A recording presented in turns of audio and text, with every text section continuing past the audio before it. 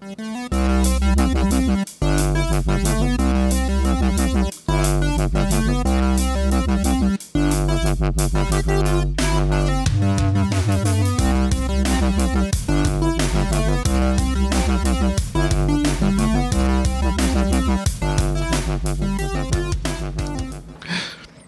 everybody, welcome to another episode of the LitRPG Podcast. This is episode number 117 of the show. I'm Ramon Mejia. I'm here to bring you the latest LitRPG news, reviews, and of course, author interviews. And this week on the show, I have 5 new LitRPG reviews just for you. I it's only 5. Had a really busy work week, being an author at the same time. I'll get into that a little bit, but that's mostly what's up from reading quite as much as I would have otherwise wanted to, but still, good reviews. But before we begin the show, I want to give a quick shout out to 2 new Patreon supporters for the podcast. Emily Rose and Eric Rounds. Both are very generous Patreon supporters. I want to thank you both for helping to make this show possible, to be honest. So thank you very much. And of course, anyone else who wants to become a Patreon supporter and help keep this show free and free of ads, you can help to support us at patreon.com/keepicepodcast. So thank you. Okay, the 5 new LitRPG reviews we have for you include The Song Maiden, A LitRPG Journey, Uniworld Online, book number 1. Also Pangea Online, book number 2, Magic and Mayhem. Also Freehaven Online, Dragonsbane, A LitRPG Adventure. And then after that, it'll be Raiya, Starter Zone, A LitRPG Saga, Archon's Chosen, Book 1. And last but not least, Gestation, Project Chrysalis, Book number 1. So there you go. But before we begin those reviews, we're going to go into LitRPG news.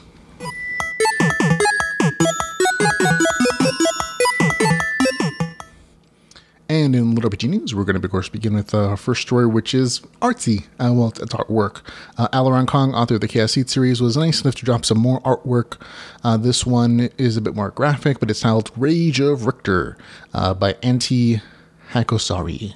So there you go. So it's a very action-y kind of story. I absolutely love the detail work on like all the weapons and the bows and the back of the shields, all kinds of like little tiny teeny points on the weapons work, especially like that flying glowing arrow there. It is, like I said, a little more graphic. This is supposed to be, of course, the bugbear scene where Richter and his group are fighting them. So it's a few books from the most recent, but still very pretty, very interesting, very colorful, nice light work as well. So I like it. Okay, in other LitRPG news, we have Jeffrey Falcon Logue, author of the Slime Dungeon Chronicles. He's posted a new update to his side-scroller video game that he's making. You can see that he's upped the ante of the quality of the sprites, and he's added some new levels, and now it's just kind of fun to watch. I'll play it for you folks in the little bar that we have to the side here. We see the slime going through the game, all the different levels. There are a few glitches here and there. But it's very interesting to see like the development from just like basic sprite on basic landscape with now a bunch of other visual effects. I don't think combat has been initiated quite yet, but we saw some new enemies there, a couple goblins. I know the first big boss is going to make this big, huge goblin that Jeffrey showed off on a recent author for St. Jude's charity thing we saw. You saw that there as well. So all kinds of cool stuff. And it's just kind of neat for me to see some of the cool things that Jeffrey Falcon Logue is doing. He's a LitRPG author, and a lot of us kind of make the games in our novels that we wish we could play. And here he is kind of doing the reverse and using some of the nice author money and making an actual game. And he's doing the work himself. He's coding. He's using, I think, Game Maker Studios 2. And it's very fun. So very proud of my friend there. Always like to show it off. It's fun to watch. Okay. Also in LitRPG news, I had a chance to recently talk to the LitRPG author Harmon Cooper about his latest release, Monster Hunt NYC. I keep saying Hunter. And about the 30 other plus stories that he's written. Apparently, I was unaware he'd written that much. On Amazon, I think you only see 18, but he said he has 30 published ones under different pen names, hopefully from other publishers. And it was a fun conversation. It took a little more of a definitely like an author-y kind of tone where there was some more technical stuff, which I was unprepared for. But it was still a very entertaining show. So go check it out. Actually, especially check out the 30-minute mark. I added in this kind of made-up music video that I created for Jess Hayes' original song for the novel, for the audiobook version of it called I Know You're There. It's at 30 minutes, like 30 seconds or so. And I kind of might have went overboard. I found the special effects button on the video program I use. So it has some extra like pretty effects that I added to it, in addition to being like a really fun song. I might have gotten overboard with it, but definitely go check that out as well. That'll be LitRPG Podcast episode number 116 if you're listening to it or watching it on YouTube, but it's also all hanging out there. So go check it out. It was fun to talk to Harmon Cooper and also just make that thing. Okay. Also, speaking of the thing that I did recently, I helped Dakota Kraut host a great hangout with some other LitRPG authors, including like, let's see, Dakota, a bunch of other folks. You can see the picture here. Dave Wilmart, Jeffrey Falcon-Logue, Michael Chatfield. I always mess up people's names, but there were a bunch of great authors there. Of course, Dakota Kraut was there. There's a whole list of folks. So you can actually go to the podcast, episode number 115 of the show, to see the stream and all the comments from the audience there. But it's really fun to talk to everybody. And it was just fun to have that. And like all the people who were actually contributing to this charity auction weren't there in the show, but they're still donating a bunch of the books to help the cause for St. Jude's Child Research Hospital. The whole podcast, talking to authors, was to promote this kind of charity auction where the proceeds are going to against St. Jude's Children's Hospital.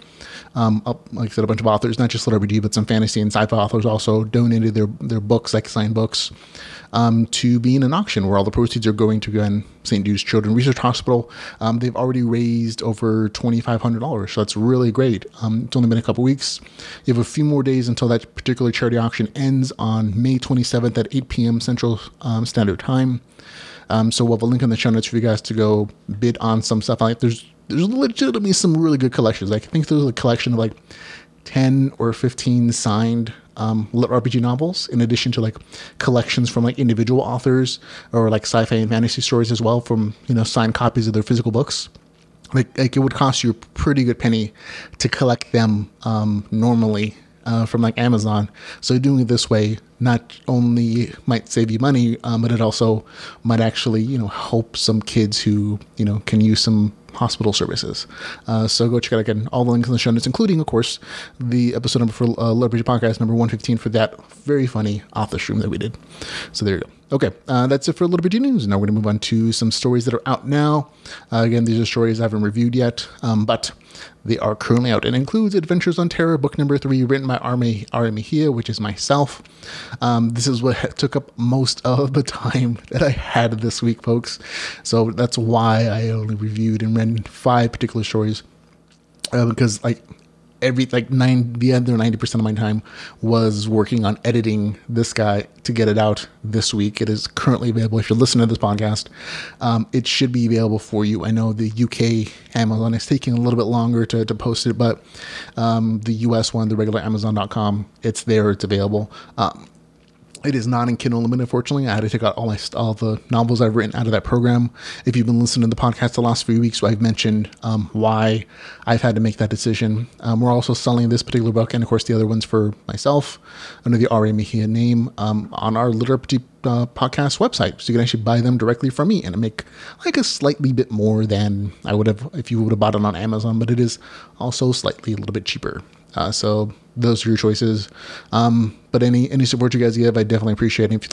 If you like the pod novel, go please leave a review. It's definitely going to help get eyeballs on this. And again, it's not on Kindle Unlimited, unfortunately, so that is not going to be available for promotional work. So all the reviews you can leave are going to be helpful.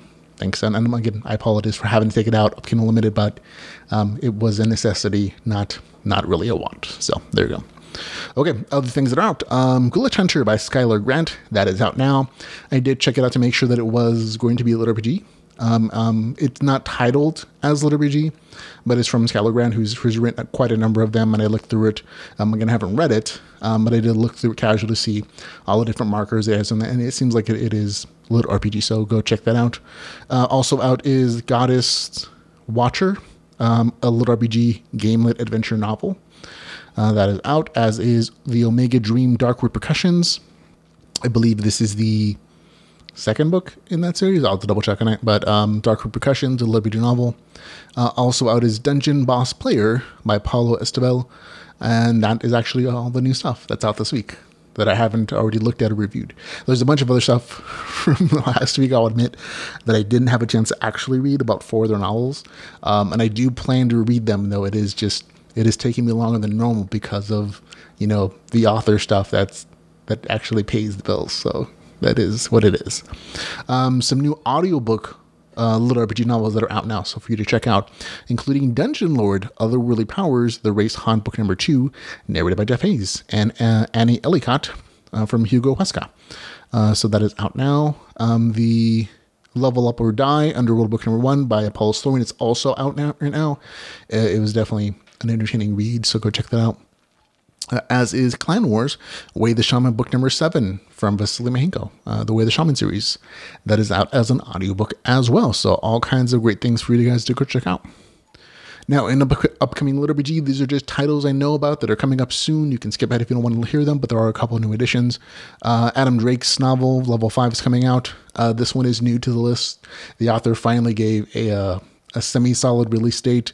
Travis Bagwell's Awaken Online, book number 3, Evolution, should be out in the next couple days. That's book 3 in that series. He said it publicly. He was answering somebody's comment. He says May 28th is the day he's shooting for as far as the release date goes. So we'll have to see if it comes a little bit sooner or later, but that's the day he gave publicly for that particular novel to be released. So I'm personally definitely looking forward to reading that one as well. But go check out Adventures in Terra 3 first. Wink. Okay. Trial by Fire, a LitRPG Dragon Rider adventure, out on May 28th as well. Dave Wilmar's Greystone Chronicles, book number 4, called Defenders of the Realm, will be out on May 29th. As is the May 30th is going to be The Dead Rogue, an NPC's Path, book number 1. Pharaoh number 10. Pharaoh number 9 just came out that long ago, and number 10 is going to be out on June the 5th. So they're doing some very quick work there. As is Killstreak, book number 1. I totally forgot to grab a picture on that. But it's Killstreak, book number 1, Respawn, and that big fantasy LitRPG, out on June the 15th. June 14th, rather. Then on June the 26th, it'll be End of an Era, Project Chrysalis, book number 2. We're reviewing book number 1 on this particular episode of the podcast. On July the 10th, Restart, Level Up, book number 1 will be out. On July the 23rd, it'll be Reality Benders, book number 2, External Threat. And August the 7th is going to be Death March. So there you go, folks. On to new releases and reviews.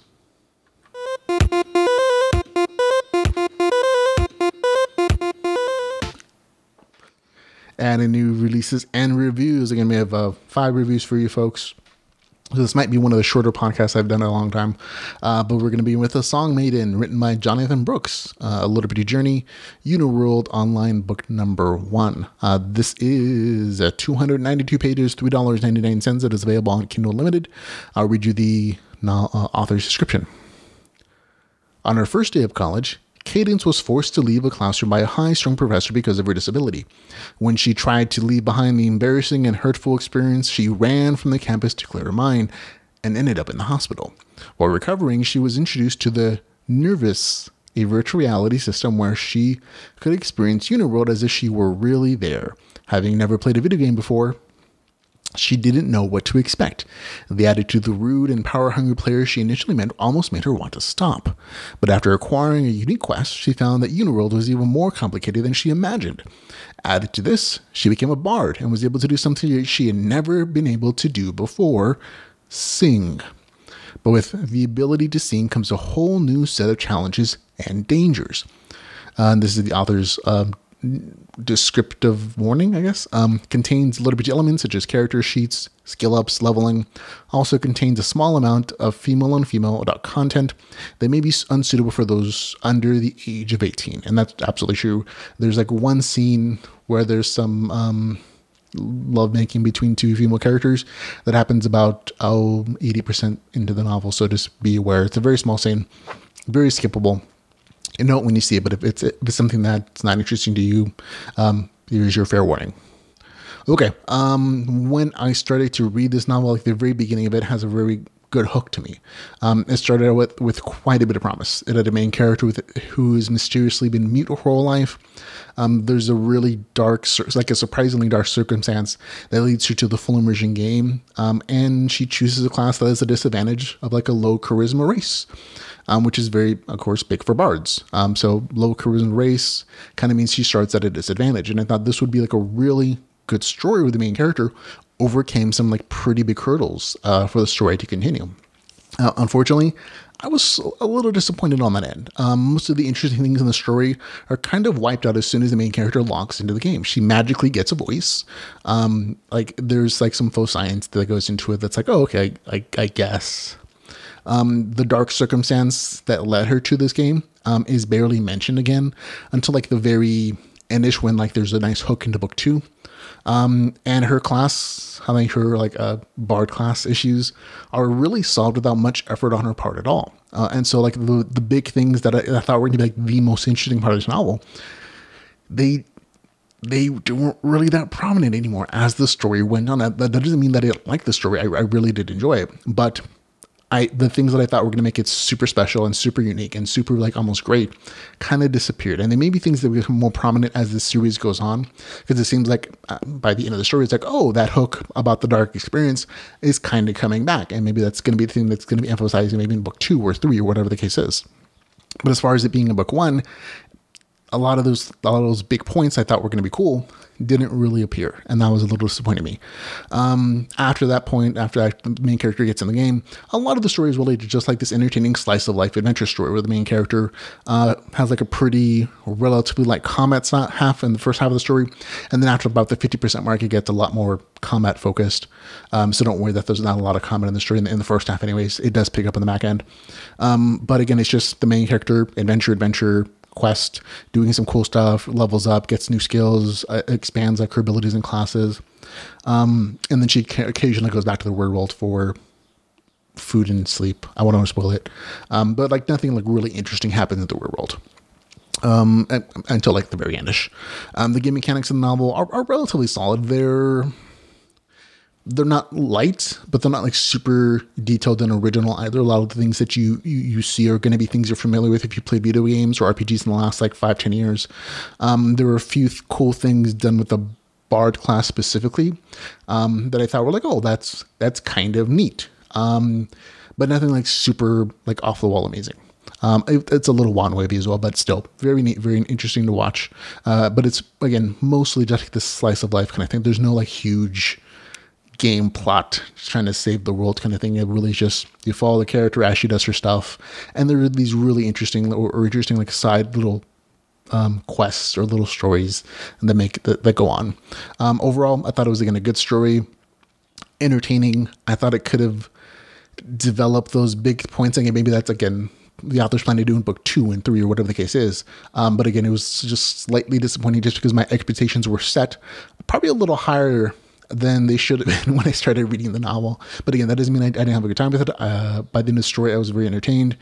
Just, good story. Could have been better to me. And maybe that's a good sign for the series as a whole. I don't know. We'll have to wait and see. But for me, it gets a score 7.2 out of 10.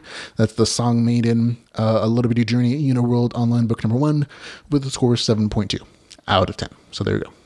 Okay, on to our next review. Wrong button. Sorry about that. Wrong button. I pressed the wrong number 2.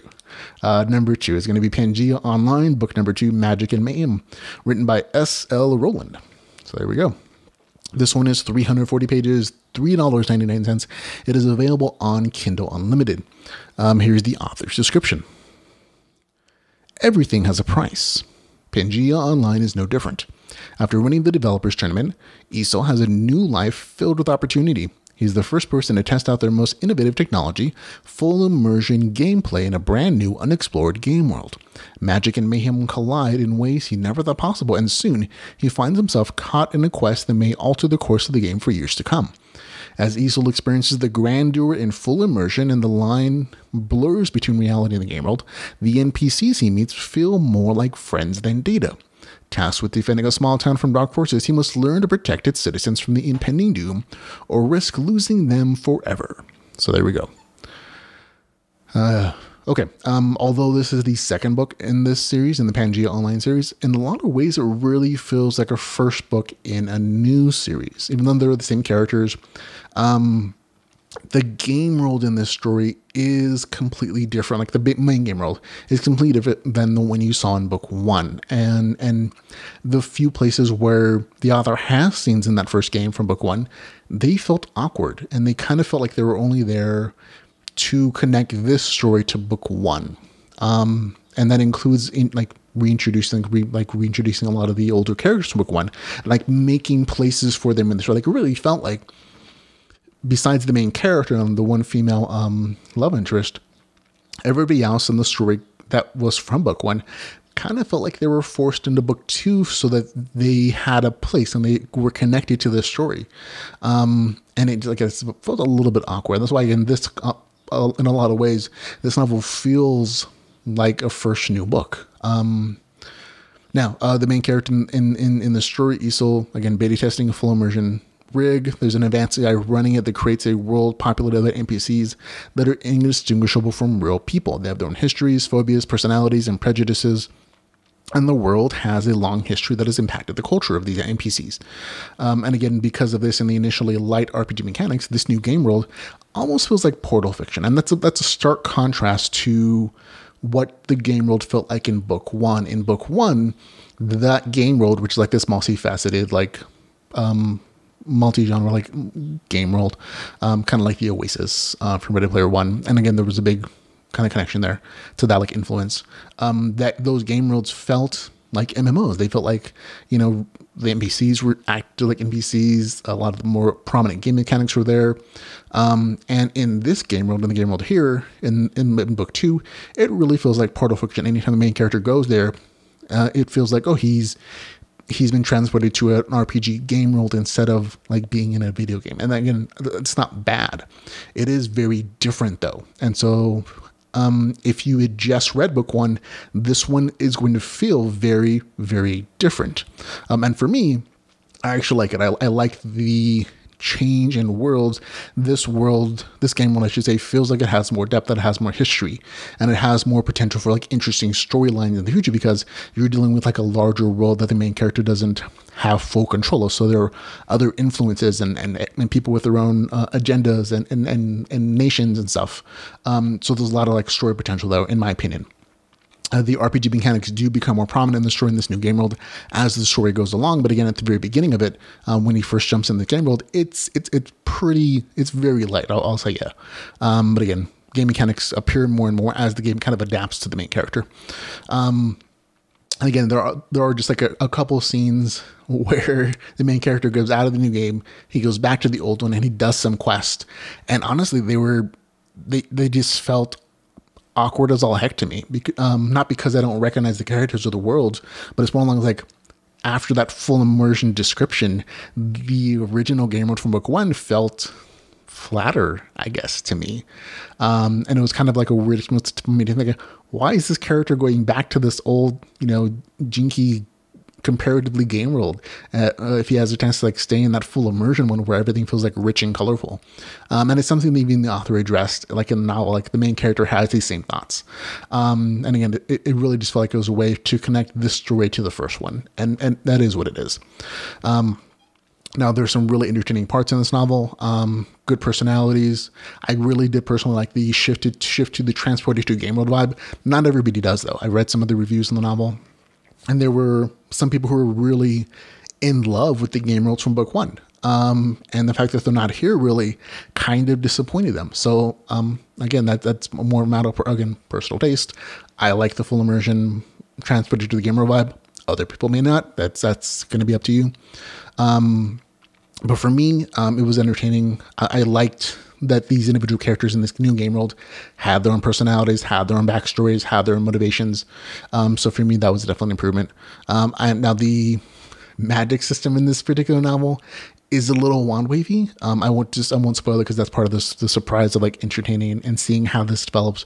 But the main character's powers, although cool, didn't really feel like they had defined boundaries. And so anything he needed to do in the story to like get the plot to go kind of felt like he just kind of made up on the fly. And maybe again, that's just part of of this almost portal fiction fantasy vibe. But for me, that felt a little, wand wavy. I'm like, okay, it's just something you kind of accept. It's not like too bad. It's just a magical fix. But in a lot of times it's like, oh, we never explained this particular boundary of this thing, and so now he can kind of do it anyways. I'm like, there were several occasions where I kind of rolled my eyes, like, okay, I guess. So there you go. Now the story in the new game is a little basic. It kind of introduces you to the world and the main character figuring out the rules.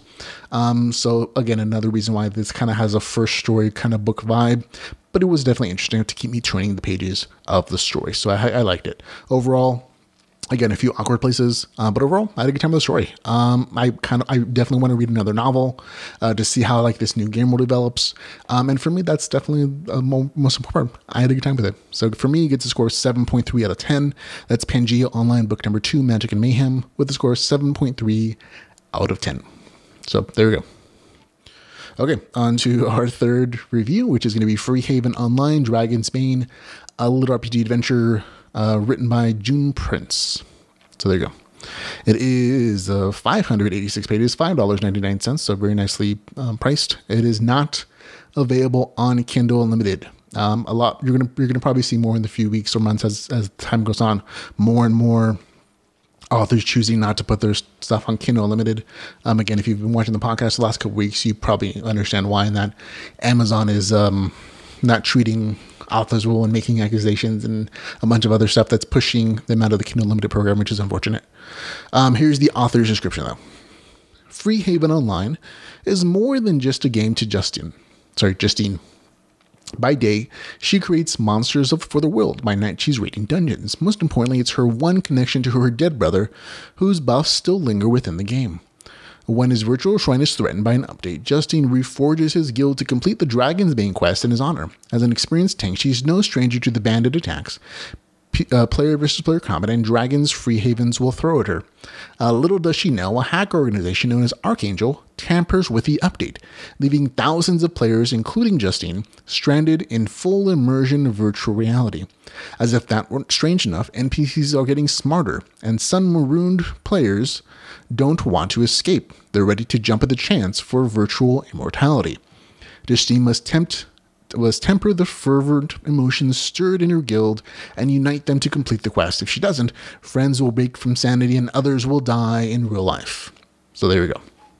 Okay, this is the author's first novel. There are some things I thought were well done in it, but overall, I'm going to be honest, like this was hard to connect. It was hard for me, I should say, to connect to the main character and also the secondary characters, her like the friends and the pickup group that she has. Also, the plot twists in the story aren't really set up, so when they happen, it feels like they come out of left field a little bit. So just be aware of that. Things that I liked. There's a really good introduction to the story. There's a good hook. The main character is dealing with like the loss of her brother, and so she gets into these games she hasn't played in a while to kind of reconnect with her brother in that way. And I've seen this done before, but the description of loss felt really personal and it felt touching, and it was a nice way to try to hook the audience into connecting to the main character. And it does so to a certain degree.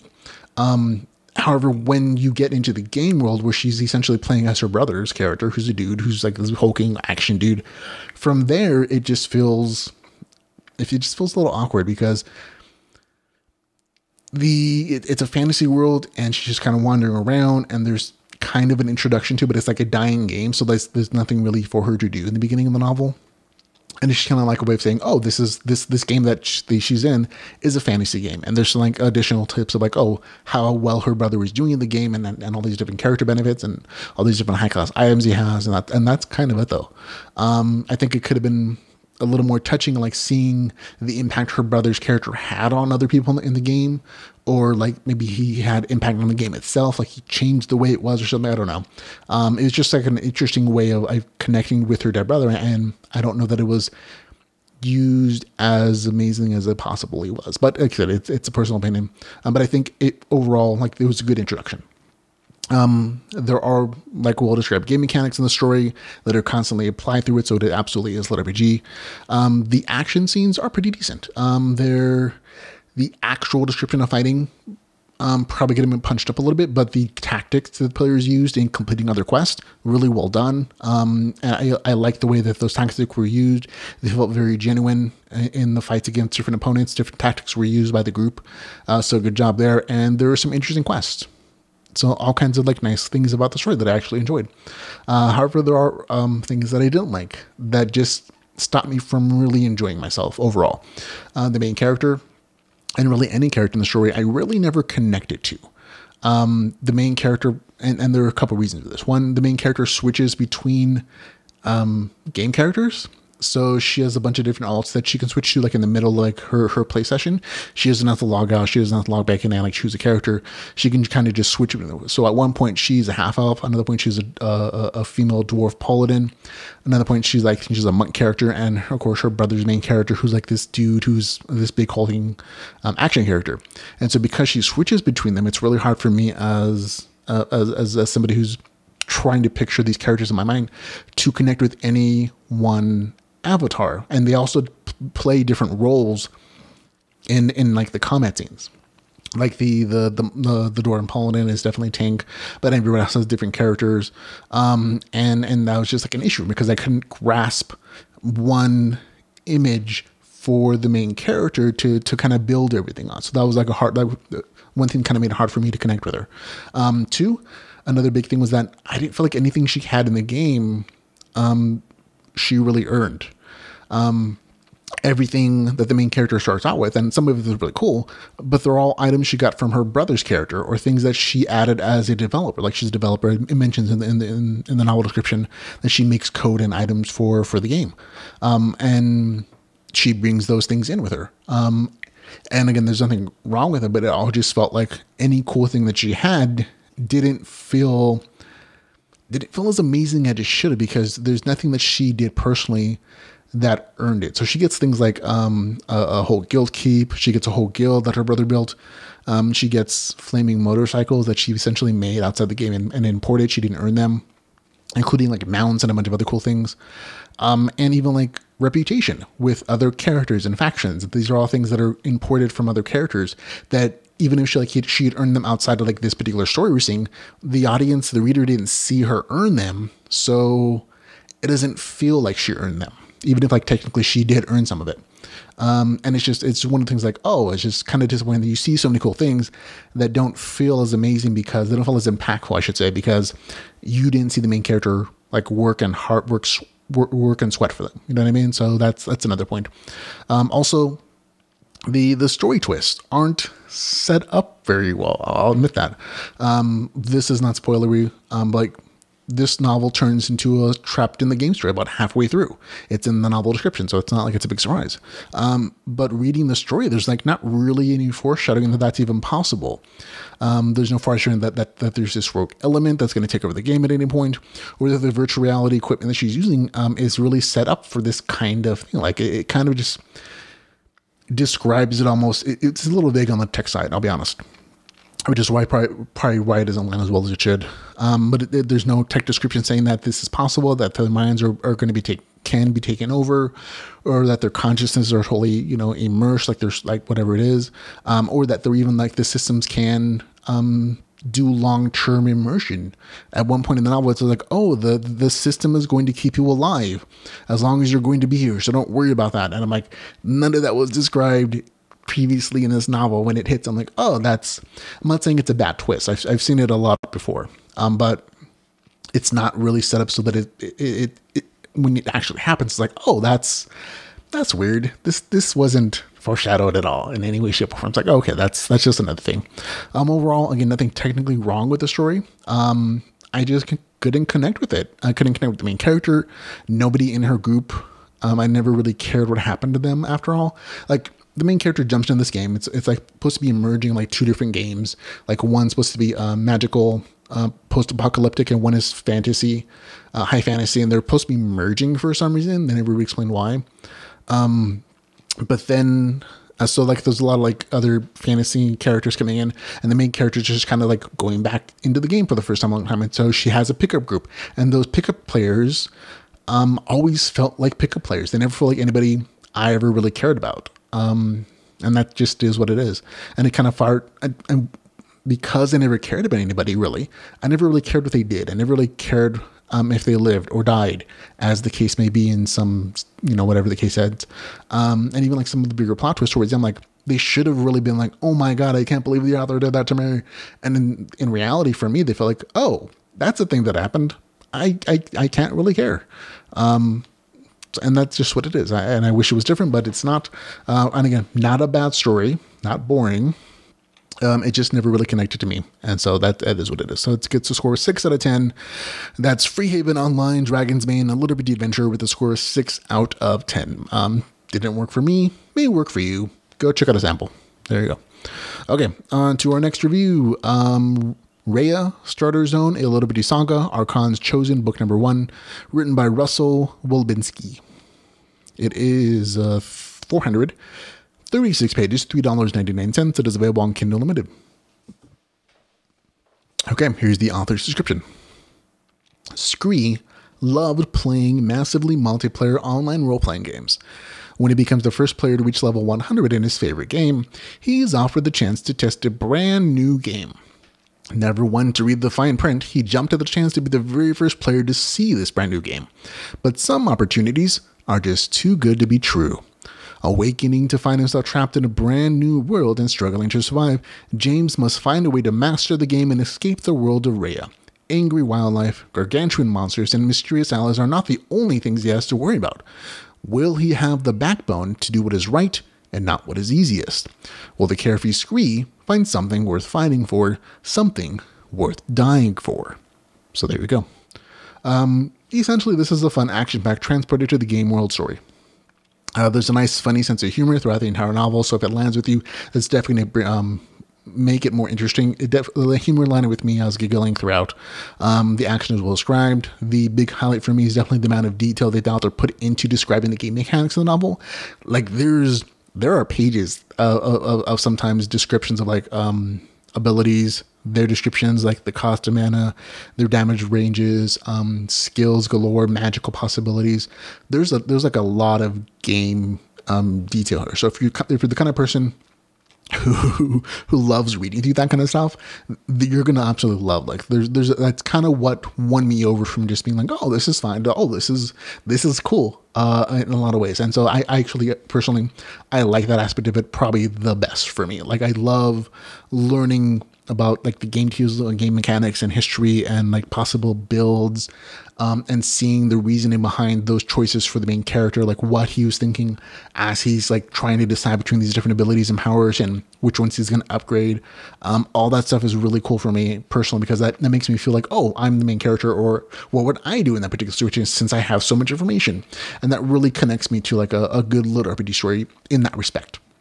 And so that's probably to me the highlight of the story. However, the negative side of this was for me the thing that I liked the least about this is how the main character always seemed to win in the story, even against opponents like 10 levels higher than him. I've seen worse, where it's like a main character fighting somebody like 30 or 40 levels than them and still winning. But this still felt a little one-way, being that like at level 1, the main character is fighting somebody who's like, I think it was like 10 or 11 levels bigger than them. And the way you can kind of just see it here is like how much experience the main character gets. The main character gets like 4 or 5 levels from meeting one opponent, which means to me like, oh, that opponent was probably about 3 to 4 times the levels that main character gained, which, puts you at about like 9 to 12 levels. And for me, it was always like, oh, that's a choice. Like maybe this is an OP character. But it's very consistently like every single fight in the story, the main characters are overcoming like these super big odds, like this in this over the top kind of way. And it seems a little, if you take it seriously, like it seems a little unrealistic, but it's just one of those things you gotta accept about the story. If you can accept that about the story, that's just how it is, I think you have a really good time with it. I know I did. At some point in the story, I just had to accept, oh, this is just the way it is. The main character is overpowered, or when I think about it, even though the numbers don't really justify overpowered. It just is what it is. So go with it, have a good time with it, or put it down. And for me, it was like, oh, there were enough good things in the story that, I could kind of overlook it, to be honest. Because, again, the combat itself is described well. They're good fight scenes. They're visceral. They're real action-y, stabby kind of things. Good tactics. It's just that the numbers for me were always like a little bit like cringy because I'm like, oh, you're level 5 and you're beating somebody who's level 15. I'm like, maybe with enough setup or smarts, but not here because that's not how this is described, but you still win anyways. I'm like, okay, I guess there are cool things here. And that's kind of what it was for me. Story-wise, it's a slice of life story. The main character, the beginning is kind of a little slow, but once the main character gets transferred to the game world, he wanders around, finds adventure, gets into trouble, makes friends, learns how to use his RPG skills. There are some good quest chains that introduce like some very lovable characters and lead the main character onto some like really good adventures. Overall, good read for me. Once I just again accepted that combat was going to be what it was, I had a really good time reading this. The humor made me laugh. The fights and the other level stuff was like really nice and detailed, and I definitely cared about the main character and some of the allies he makes as the story goes on. They were made memorable. I wanted them to succeed, and so for me that's a good thing. So for me, it gets a score of 7.5 out of 10. That's Raiya, Starter Zone, a LitRPG Saga, Archon Stories in book number 1 with the score 7.5 out of 10. So there you go. Okay, last but not least, folks, we're going to go into Gestation, Project Chrysalis, book number 1 by John Gold. It is, where is it at? 275 pages. It is currently 99 cents, so it's a really good price to go try it out right now. I believe the price is going to go up pretty soon at some point. I believe it's also on Kindle Unlimited. My notes say it is. So there you go. This is actually another Russian translation from the fine folks at LitWorld. So it's translated from Russian to English. So here it is. Here's the author's description. To face death itself, to hide from deadly guards, to conduct dark rituals, and to use forbidden death magic, being sent to hell is definitely not what 12-year-old Anji would have expected from a government orphanage program. Chrysalis, the project of the century, is a hyper-realistic fantasy RPG game set in the Middle Ages. Leveling up, distributing attribute points, and choosing your way of life are the only a few ways that players play the game. Chrysalis is the perfect virtual space where every orphan under the care of the government is placed in an in-game family to receive all the love and care of parents they so desperately need. The project helps kids socialize and mold them into the adults of the future. They are in charge of how they grow up in virtual space, which was built to advance society. But something went wrong for Anji. He has lost everything, and he has been so happy to. He's lost everything that he'd been so happy to finally receive. Now, instead of a loving mama and strict but generous father, he has bloodthirsty demons and flesh-eating worms. Instead of fishing and baking lessons, he has to perform bloody rituals to survive the 9 circles of hell. Instead of the dreams of a happy childhood, his wounded child's soul suffers demonification. This is a long introduction, guys. Betrayed for the sake of someone else's master plan, he appears in the most helpless place in Chrysalis. It is full of ash, despair, possibilities. Anji's in-game username, fueled by the homesickness or revenge, will go through hell to face what is hidden in the darkest corners. The road will be long and difficult, but those who can do. Once long ago, oh my god, this is really long, folks. I'm going to skip the rest of it. It's really not that. It's accurate, but honestly, it's confusing as all heck. It's the first book in the series. It says no spoilers, but he kind of spoiled a lot of the big plot lines of the novel, to be honest. This is a slice of life story with huge emphasis on training. Like, that's the big thing in this novel. If you like that kind of stuff, you're going to love this novel. There's a lot of details about abilities, skills, magic systems, and more. But it's mostly about the main character training and growing powerful. Story-wise, again, slice of life training story. The main character, Anji, is an orphan in the world. He's just trying to survive and get by, and in a world that doesn't really care about him. He's learned that no one in life is going to help him out. Then he's forced to log into this world of Chrysalis and gets NPC parents for the first time, and it kind of makes him appreciate what it's like to be cared for. He gets a mom that loves him. He gets a dad that cares for him, that's willing to discipline him, but also still cares about him becoming a better human being. And that, to me, that's a really touching part of the story. And the main character just kind of wants to live there. He wants to live in this virtual world as much as possible to enjoy the thing he doesn't have in real life, people that seem to love him. And he levels, he develops skills, his parents teach him stuff, specific like skills that they have. And he goes in the village and he helps people. But it's mostly like him just hanging around and doing things that a kid should do in life, which is a stark contrast to the real world that's set up as like this post-dystopian kind of really rough place where nobody really cares about the main character and everybody's trying to take advantage of him in one way or another. So there's a big stark contrast between those particular worlds. Then this is the twist that's really, it's described in the novel description, so it's not really a spoiler. The main character gets sent to hell. I'm not joking. It's not hyperbole. He gets sent to hell in the game. Like somebody betrays him and he goes to hell and he has to survive in the world full of demons and burning fire and even there, like the emphasis on the story is still him training. It's him growing in powers and abilities and advancing himself there. And that's a good, like, real portion of the novel. Like a good, I'd say 40 to 50% of the story takes place in that world. And so there are some very big shifts in the novel. And eventually the main character comes back to the regular world where he's, seeking his revenge and trying to find out what happened to his family and advancing the storyline that way. But most of the story is fights, training, advancing of skills, plotting out like the ways he wants to build his character. Eventually there's some crafting in the novel as well.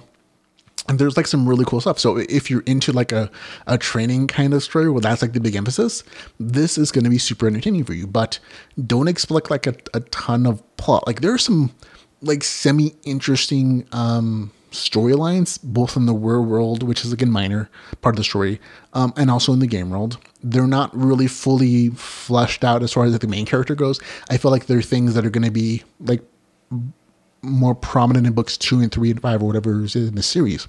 But for here, most of the main characters just training, fighting, advancing, character build, theorizing, all kinds of cool stuff like that, magical theorizing. And so if that's what you're into, this is definitely the novel for you. If you're not into that though, this is going to bore the heck out of you because it gets really super detailed in that respect. So just as an FYI, for me, I like that kind of stuff. I do. Just recognize it for what it is. It's a slice of life story with lots of training. So it's cool for me to see how these characters and powers developed for me. But at the same time, I kind of almost zone out for parts of the story because it was just like, oh, training, fighting. So it wasn't bad or anything. It's just like, oh, entertaining in a very specific way, which worked for me. So for me, it gets a score of 7.3 out of 10. That's Gestation, Project Chrysalis, book number 1, with a score of 7.3 out of 10. There you go. And that is it, ladies and gentlemen. That's the end of the show. 5 reviews, lots of other good news and stuff. So that is what it is. Remember, you can follow us on Facebook, on Twitter. You can follow us on YouTube and Patreon, our webpage, a bunch of other Facebook groups in the links in the show notes. So go check all this stuff out. And again, thanks very much for hanging out with me today, ladies and gentlemen. And until we can hang out again, remember, folks, to go read some LitRPG. Goodbye, everybody.